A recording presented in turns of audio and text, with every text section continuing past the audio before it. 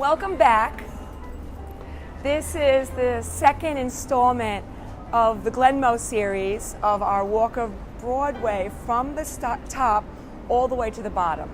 If you've seen the first episode, thanks, welcome back. If you haven't, please go back and watch it. We had a great time starting at 225th Street at Marble Hill.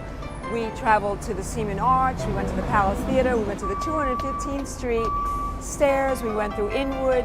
We left last time at 169th Street. We're now at 168th Street and we're starting to travel south. So let's go. Behind me is a building that has tremendous history. It was built in 1912. One of its architects, main architect, was Thomas Lamb. You may remember that name when I visited the Palace Theater. It was used as a vaudeville house, a theater for many, many years. In 1964, Malcolm X held weekly meetings at the Audubon. In 1965, after one of his speeches, he was assassinated here. Columbia University purchased it and wanted to demolish it. They decided to keep part of the facade, as you can see, the large facade of this building, as well as the part of the ballroom where Malcolm X was assassinated, was protected and restored.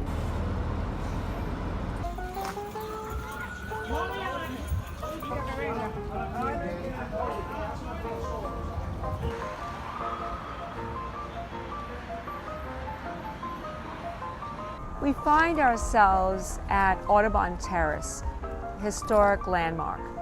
This land was originally where the home of John James Audubon lived. He is a naturalist and artist. You may remember many of his paintings of natural scenery.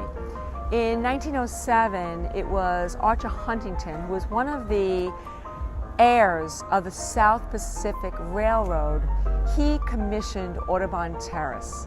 His cousin, Charles Huntington, was the architect, and they created a series of Beaux-Arts Renaissance buildings that were to form a citadel of scholarship between 155th and 156th Street. The prediction was that as New York City grew, it would find its way this far north, and other museums would find its way here as well. We are now at the corner of 155th Street, the Trinity Church Cemetery. Trinity Church is 10 miles south of us. But Trinity Church ran out of room to bury their parishioners. So in 1842, they traveled north all the way up here and opened this cemetery, where it is connected to the Church of the Intercession. We are now inside the Church of the Intercession. It is absolutely stunning.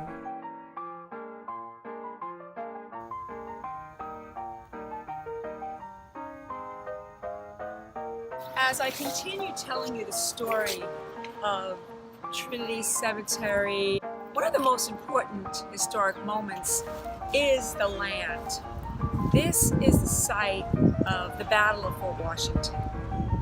Before New York City or Manhattan fell to the British, this was the last battle. The British and Hessian troops pursued the American troops, and this was the last fortification, this point. At this point, Washington knew that the battle was lost, retreated over the Hudson River into New Jersey, and at that point, Manhattan fell to the British until after the war.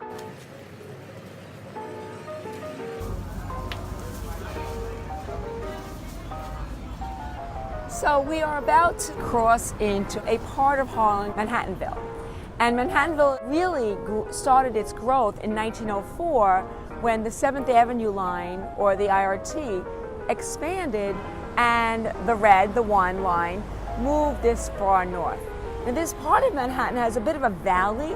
One line actually leaves the underground, or the subway, and actually goes above ground for a short while, and then as the valley begins to come up again, goes back underground.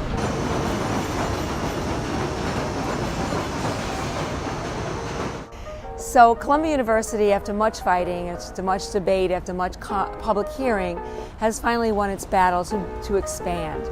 So between 125th Street and 131st Street, there will be the Columbia University expansion, and you can see behind me, much of that work is currently underway. So this is where we're going to end our second installment of the Glenmo Walk of Broadway at 125th Street. 125th Street is one of what is perceived as the main boulevard of Harlem. You'll find the Apollo Theater, the Studio Museum. There is a tremendous amount of history at 125th Street, and it's an excellent visit, even though it's off Broadway. So, till next time, enjoy. Bye-bye.